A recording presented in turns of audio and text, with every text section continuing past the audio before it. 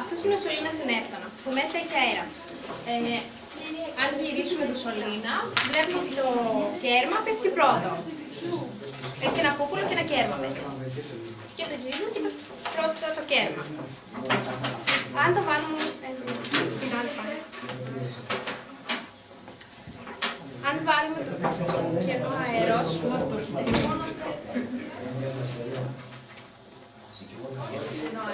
Ανέστη, εντάξει, εσύ είναι, να βοηθήσω.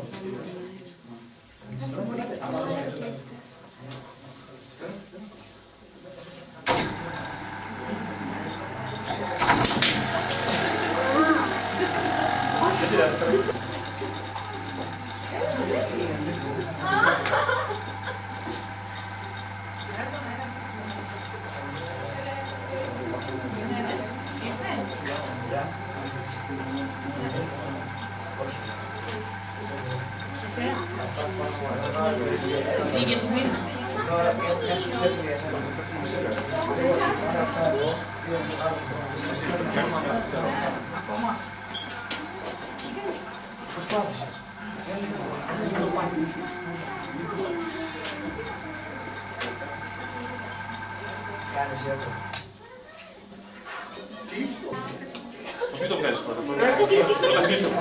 Φύγει όλος. Θα πει αέρας. Γυρίσουμε και βγάλουμε.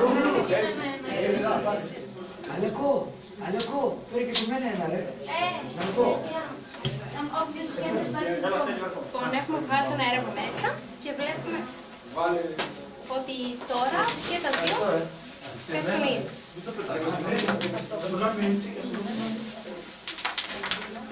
Αλεκό, μισά πουλάτε, θεωρείς.